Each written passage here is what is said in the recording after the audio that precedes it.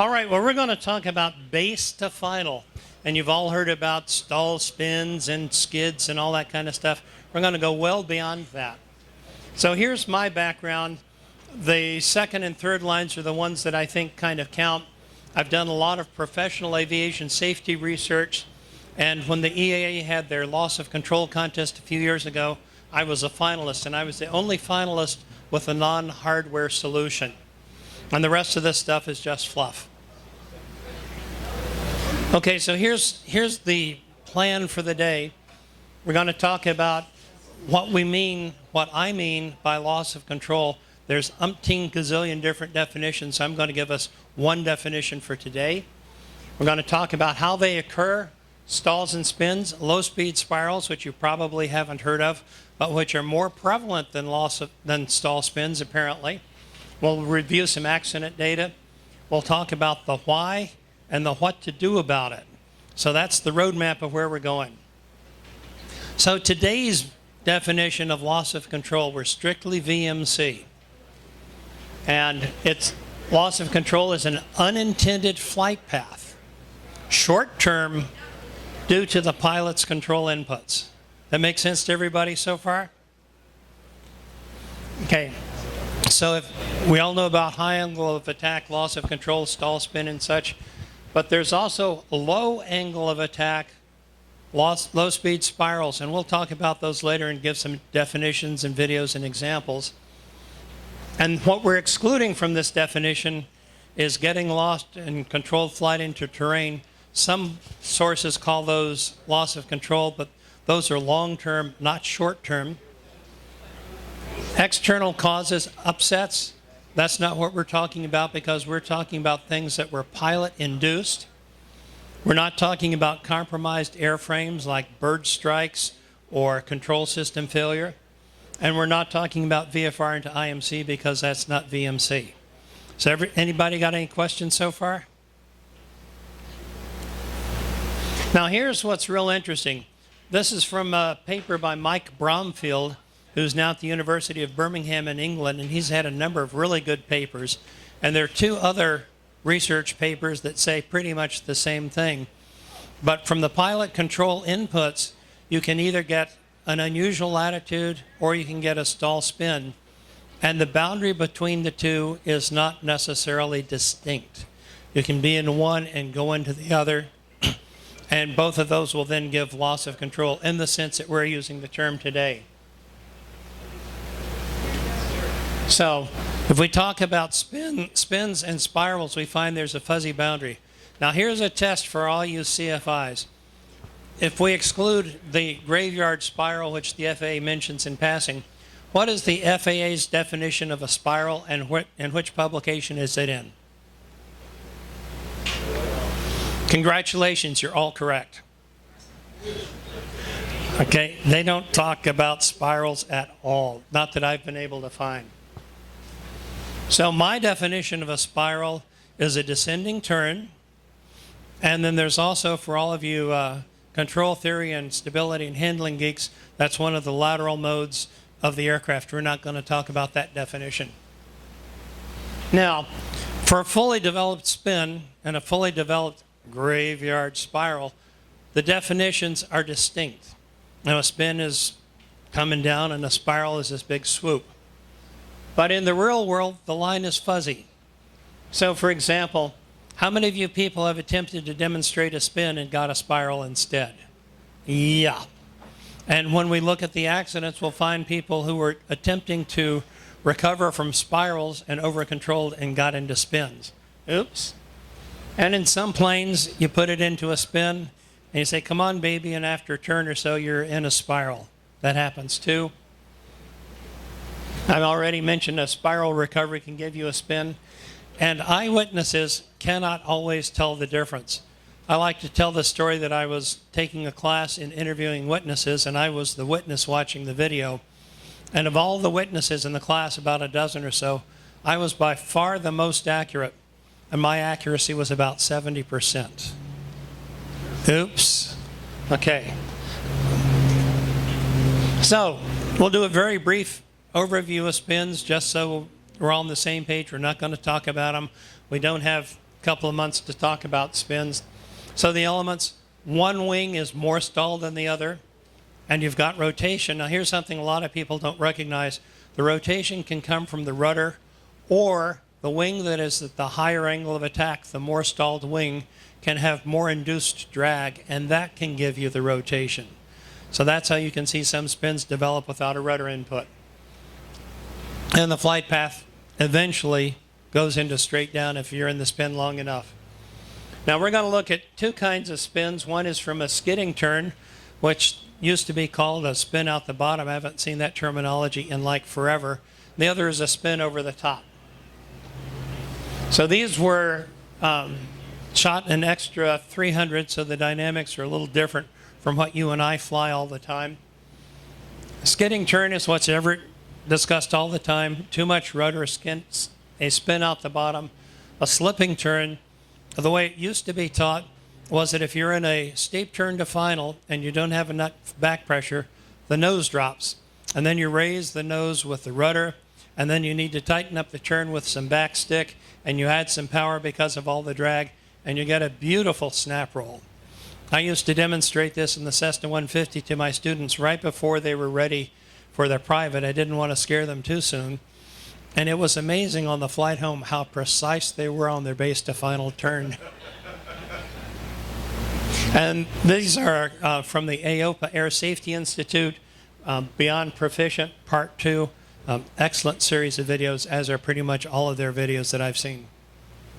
Okay, so here is a spin from a skidding turn.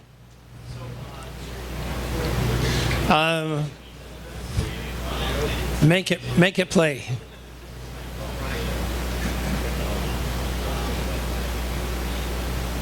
And this does have some audio, but if we don't get it, that's okay too.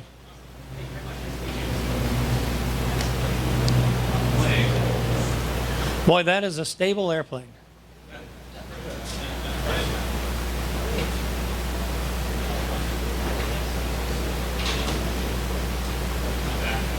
Well, anyhow, what happens is they're in a turn and go out the bottom. So if you're in a bank, bottom is the low wing. That's a spin out the bottom. Now the next one is a spin from a slipping turn. So this is what happens when you're in the left bank with right rudder and you spin towards the top wing. So we're saving a lot of presentation time here on those videos. Work on some of the next ones if you can, because there's another video that we really need to see. Absolutely. Okay. So what is a low-speed spiral? It is a botched steep turn base to final. Anybody ever had a student botch a turn base to final, a steep turn? Yeah. So, and this is low angle of attack, not stalled. When we look at the videos later on, there are 3 of these that I demonstrate, and the angle of attack only gets to 0.6. And I found out in a demonstration, or in somebody else's forum yesterday, the 0.6 angle of attack corresponds to about 1.3 VSO. So these are nowhere near stall. These are, that's one of the things that's insidious about them. And these are often ball-centered, but they don't have to be ball-centered. This kind of rudder is kind of anywhere because you're nowhere near stall. It doesn't make any difference. You can lose as much altitude in a low-speed spiral as you can in a spin. When I demonstrate these, I typically lose between 400 and 800 feet, and that's with 0 reaction time. There's no startle factor. There's no looking around, oh my gosh, what do I do? This is get into the low-speed spiral and recover immediately. So this is a real eye-opener. They can lose altitude just like a spin. The impact signature looks like a spin. And of course, eyewitnesses can't tell the difference.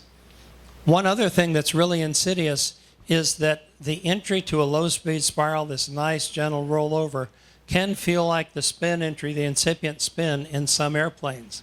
You're in the stall and then you give it rudder, and does this nice rollover. That's what a low-speed spiral entry can feel like. And if you are in a low-speed spiral at 300 feet, 20 degrees nose down, and you recover from a spin by pushing the stick forward, as the military says, that can ruin your entire day. So these things can be pretty feisty. We're going to talk about 3 kinds of low-speed spiral entries. There are probably more, but these will give you a good representation of what can happen. So the first is the skidding turn entry. I gave a similar talk last year at Oshkosh, and somebody says, from the audience says, well, what about a skidding turn? And I go, duh. So I went home and flight tested it, and yeah. So what happens in a skidding turn entry, you put in a whole heap of rudder. The dihedral effect helps bank the airplane. The nose goes low, and if you don't add enough back stick, there you are. And this is one where poor pilot technique is really a key contributor. The next is a steep turn with inadequate back pressure, and we'll talk about how distractions can contribute to that. And then I've just mentioned that if you get into a low-speed spiral and think you're in a spin and shove the stick forward, that can be really bad. Do not try these at home. These can get away from you very, very quickly. So if you do want to teach these to yourself, work up to them 10 degrees at a time. Especially CFIs. Any CFIs in here? Yeah. Okay, you guys are dangerous. I was flying with one pilot who was a transition pilot. He was a retired airline captain, flew aerobatics, CFI, and I demonstrated a low-speed spiral, 60 degrees of bank, 30 degrees nose down.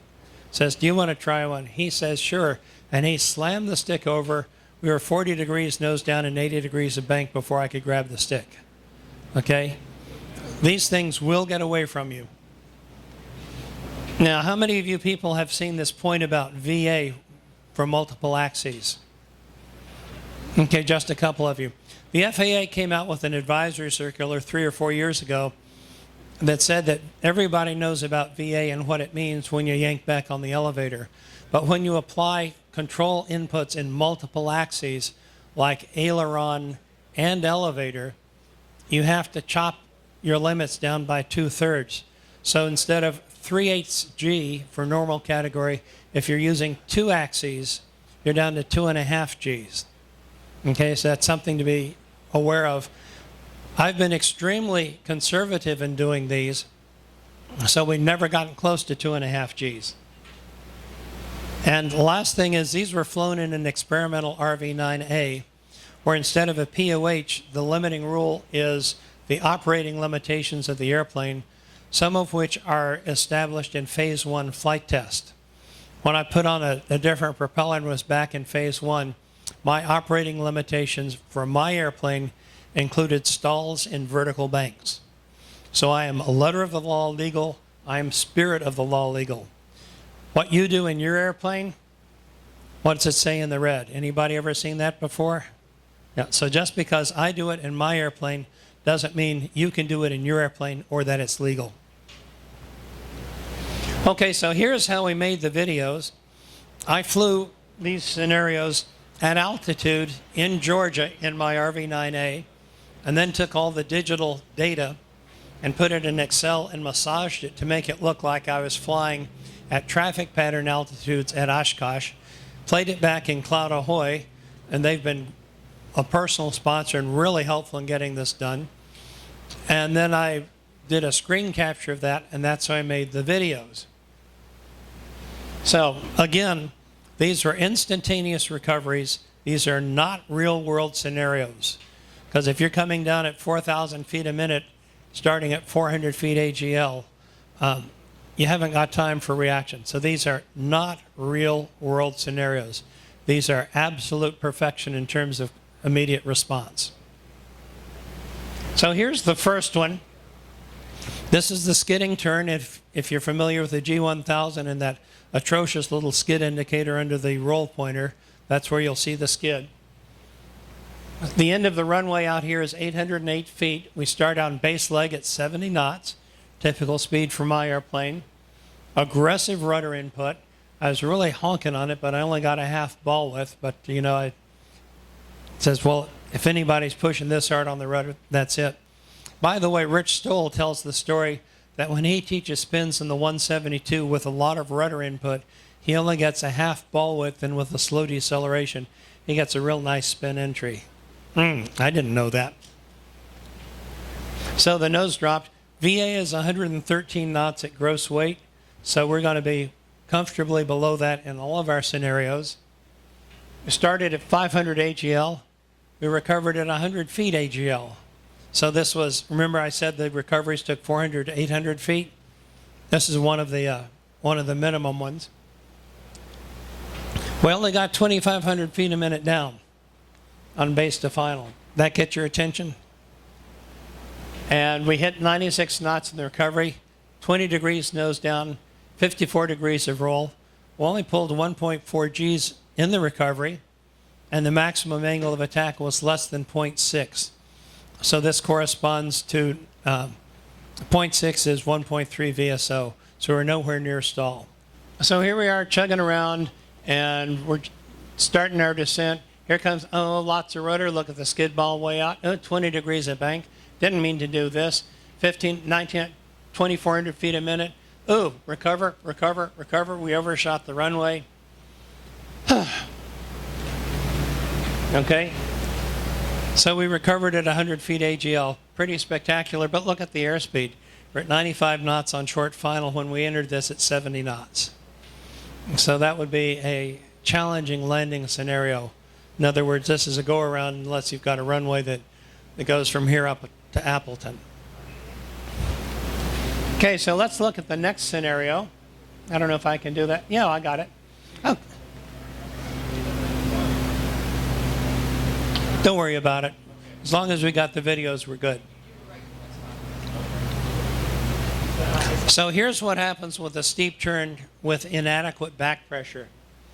And again, we got all the altitudes and speeds. We entered at 452 feet. I was 50 feet lower on this one because I was trying to navigate over the marshes of Georgia and the workload was kind of high. That's my excuse. We recovered at 28 feet AGL. Go. We got to 4,000 feet a minute down. We got to 101 knots, 30 degrees nose down, 72 degrees of roll. My target was 60 degrees of bank. Remember I told you these things can get away from you? There's an example. And again, we were at altitude, so you know, this was relatively drama-free, and I've done a bunch of these. 1.4 Gs, pretty nominal, and the angle of attack was still less than 0.6. So this one will be interesting too. Okay, so here we go.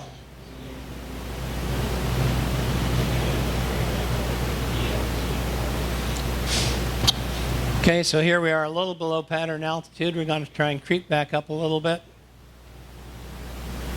Oh, gee, we overshot the runway. Got to really go for it. Go for it. Oh, what's going on here? Oh, my gosh, we better recover. There we are. We recovered at 18 feet above ground at 100 knots. Pretty spectacular, huh? Low angle of attack. Ball relatively centered. So this is a low angle of attack, ball centered, loss of control. Do you all agree this is a loss of control according to our definition? Short term, pilot induced. So now let's look at the next one. This is a steep turn, the same scenario, but with forward stick because the guy thinks he's in a spin. Or he thinks he's in a stall and he's trying to recover from the stall with forward stick. So let's see what this guy looks like.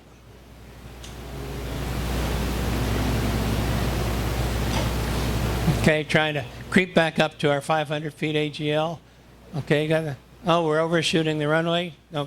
Yep, need to turn. Oh, this feels like a spin. Look at that. Let's push the stick forward. 4,000 feet a minute down. Oh my gosh, we need to recover. 2 Gs of pull. Oh, that hurts. 2 G. Oh, 37 feet underground.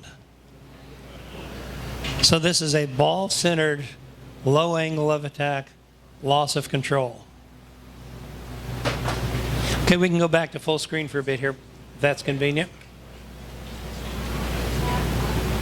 Now the question is, how prevalent are these low-speed spirals? Did I just make this up, or do I have some data? Some years ago, I did a study of 551 RV series NTSB reports, and I came up with all of these loss of controls. 7 of them were very definitely low-speed spirals. 4 of them were very definitely stall spins. And the ones in the middle could have been either. The data wasn't clear. So this doesn't say anything about the relative frequency as to which is more common. What it does say very clearly is they are of comparable significance. Anybody got any argument with that statement?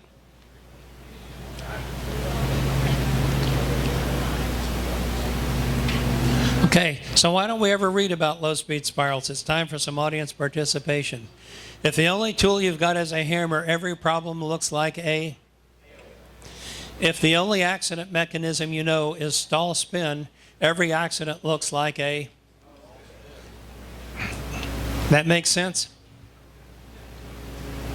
So, what are the things that could be the causes? And we're not talking about pilot technique and, exceeded critical angle of attack and all those things that talk about the how. Let's talk about the why.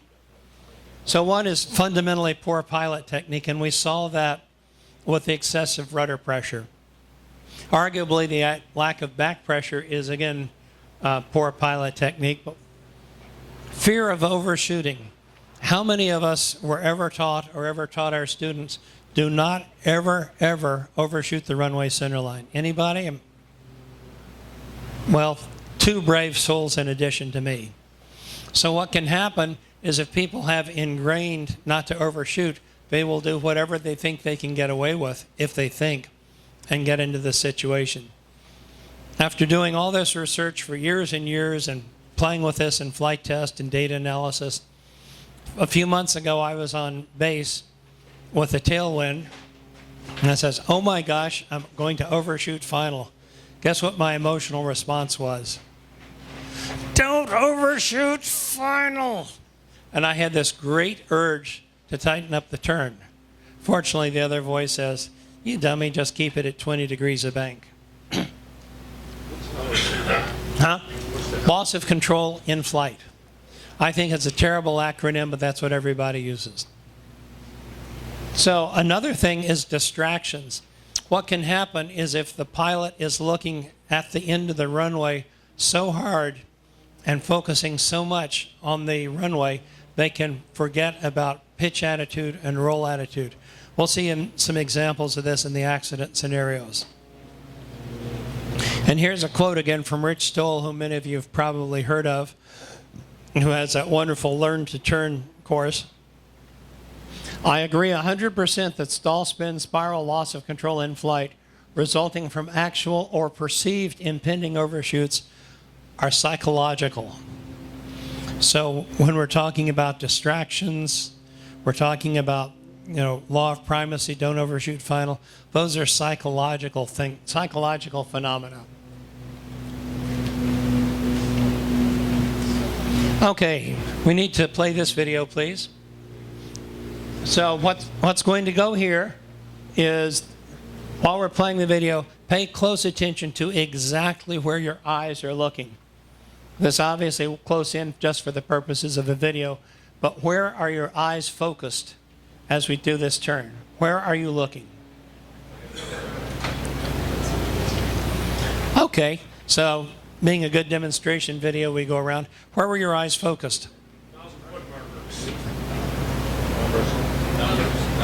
Speak up.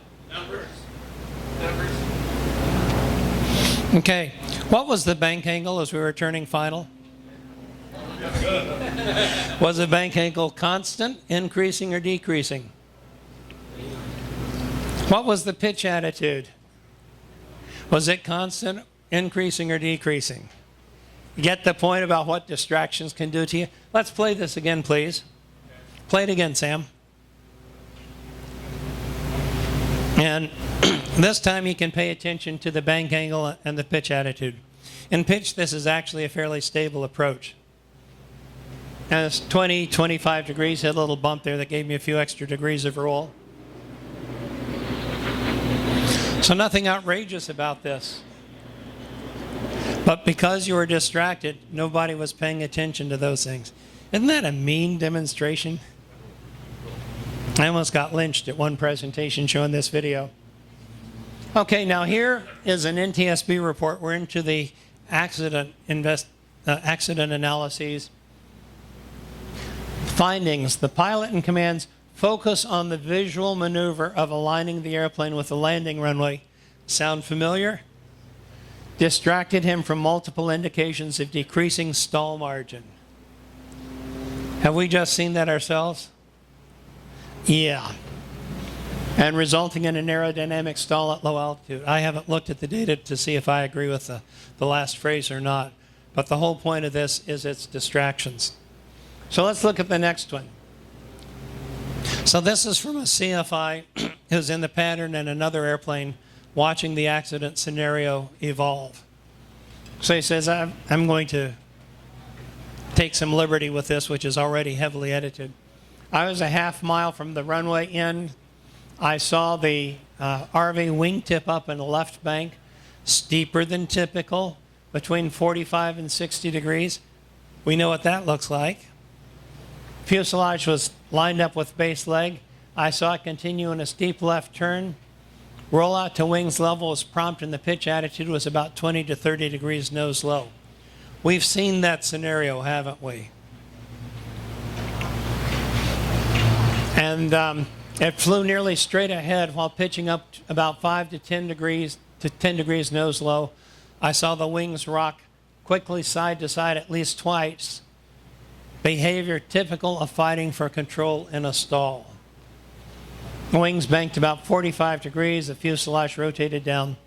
So this narrative, which was from the docket, let me be more precise. This text, which is from the docket of the accident and not from the narrative of the accident, perfectly describes a low-speed spiral where the recovery was a stall spin. Remember I said at the beginning that the boundary between stall spin and unusual attitude was fuzzy? Here's an example of it. Now, we got another video coming up. And this happens pretty quickly, so I will tell you what's going to happen. And then as it happens, I will narrate. So this is a buzz job. Our hero comes screaming up the river at less than a half wingspan, does a very aggressive pull-up, and then he does a climbing turn. And you've got to know that while he's in the climbing turn, he's going, looking at his buddies going, har, har, har, har. Look at you guys.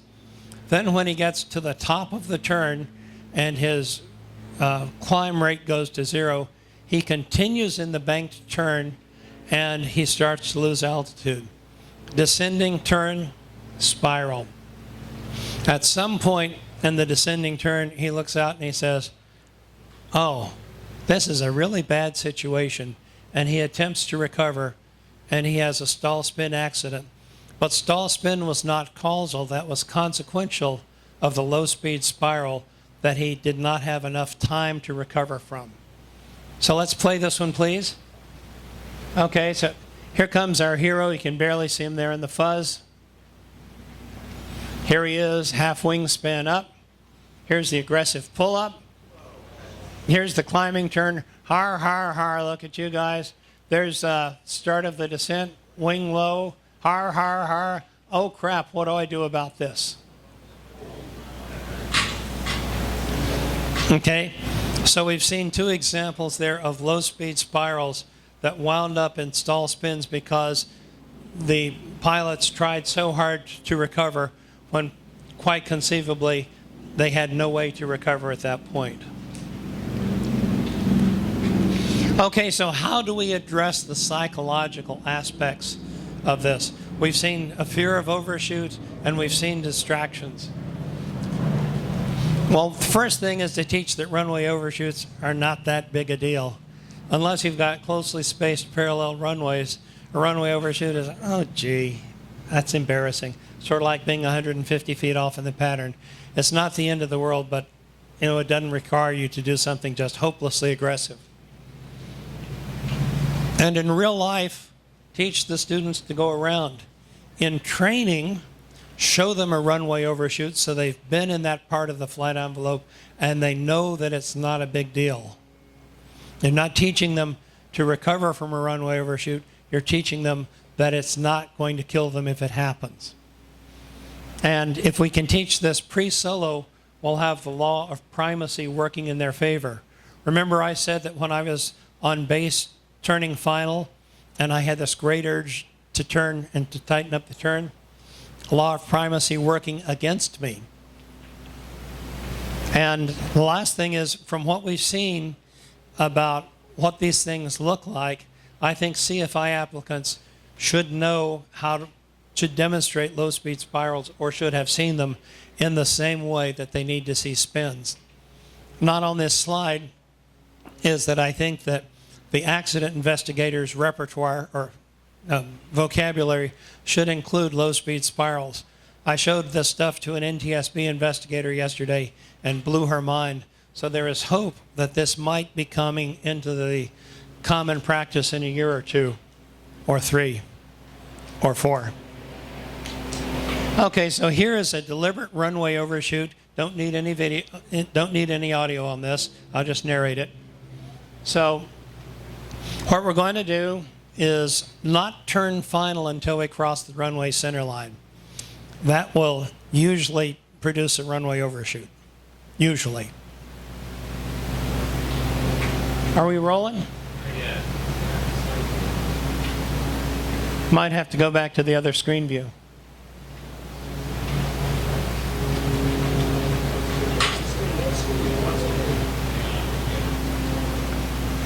There we are. Okay, so we've just crossed the runway center line, and when we roll out on final, we're going to be on final for the taxiway on the right side of the runway. But just to show that we are in command of the airplane, we're then going to continue and line up with the taxiway on the left side of the runway. And all this really is, this is S turns on final that we've all done, but we're just paying attention to the ground reference. Okay? So now we're going to go back to the right side of the runway.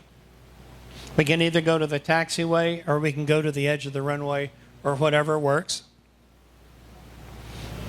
And then when we get close, we'll align with the runway center line. And then we're going to demonstrate that we're in command of the airplane. So instead of landing on the runway center line stripe, we're going to land 2 expansion joints off to the left. So we're demonstrating that we put the airplane where we want to because we want to. When we put it on the center line stripe, it's because we want to and we've made that decision, not because that's all we know how to do. So here we are, 2 expansion joints off center.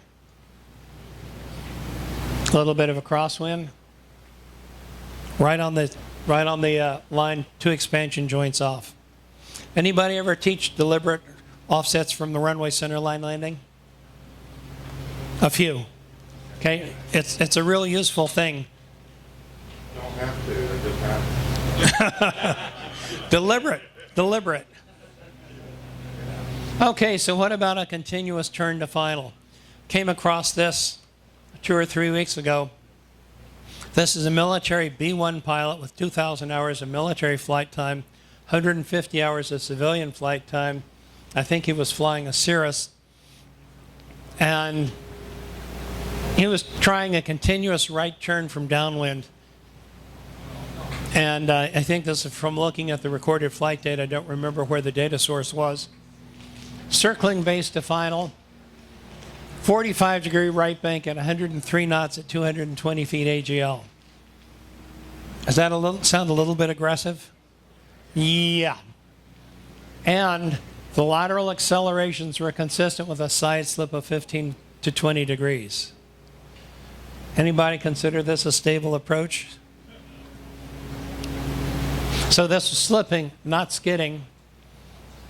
And, you know, the accident mechanism doesn't matter at this point. You know, he's way out of bounds. But here's something that's real interesting. How many people instruct in Cirruses?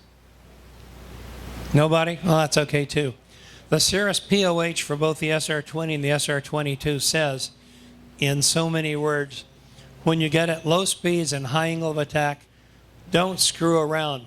You could end up in a spin or a spiral, and you might not be able to tell them apart. Oh boy. Oh boy.